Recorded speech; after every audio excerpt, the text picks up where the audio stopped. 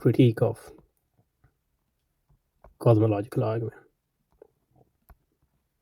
And we'll look at it just in a very sort of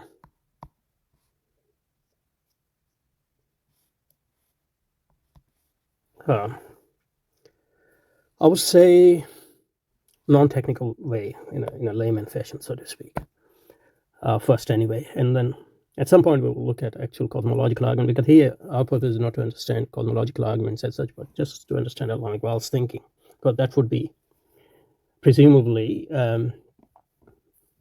important for understanding what he says in the chapter as a whole. Okay, so it's obvious that a finite effect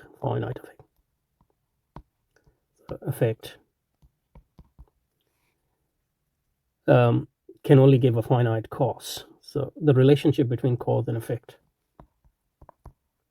So the thinking here is, if the world is finite, it means it cause must be finite as well.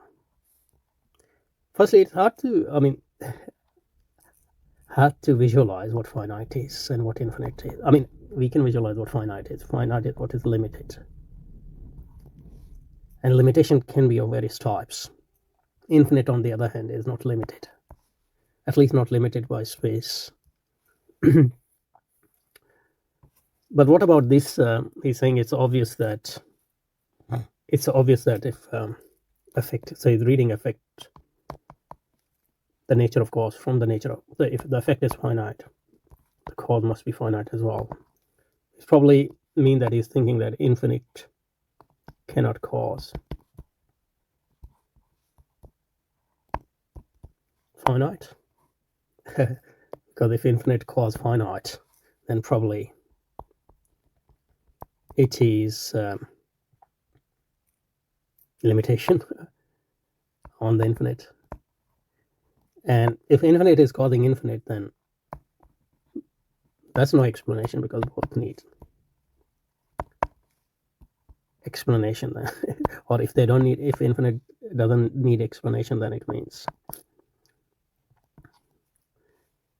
that none of them need explanation.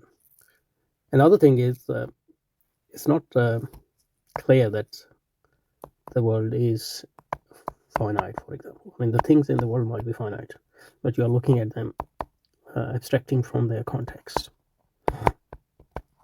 The world, or the universe at least, as a whole might well be infinite, but depending on what we mean by infinite, it's hard to think of what we mean by infinite, except in physical terms, like it never ends. But if the world is infinite, then presumably it doesn't need any explanation.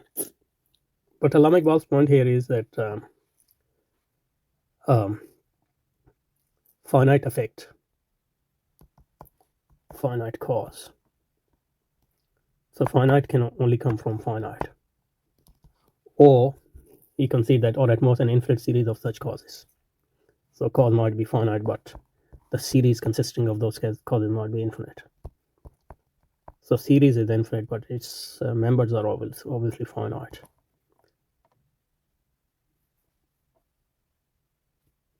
So then you get a series which is infinite, but not a particular cause which is infinite.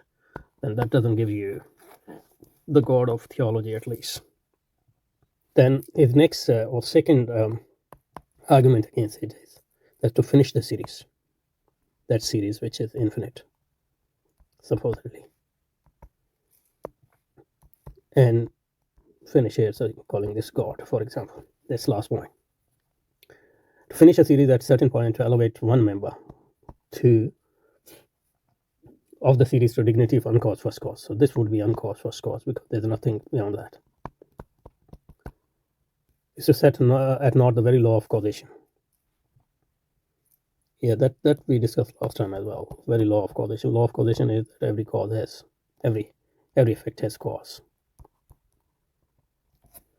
And that's what Russell, for example, said in relation to Mill's what Mill was told by his father when he asked who caused the world. But the answer to this might be that, God is actually not part of this series. So it is cause, but his cause is outside the series. And then he is not cause in the sense of mathematical series, geometrical series, but cause in the sense that that cause is outside the universe, so to speak. Not just spatially, but conceptually as well. That's why this cause is not like a point in a series, but is a being, a self. And the whole question of creation out of nothing,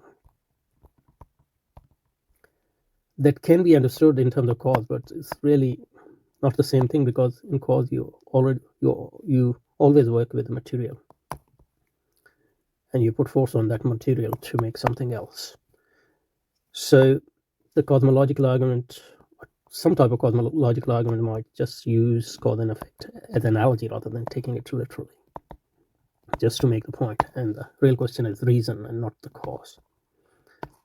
And then reason as necessary reason, sufficient reason, etc. So then you can claim that reason is something different from cause. So cause is a reason, but not all reasons are cause. So that can be a possible answer to Allama Iqbal's objection here. To finish the series at least. Okay, now the next objection is a bit different from what we have seen so far, so maybe we'll look at it in the next session.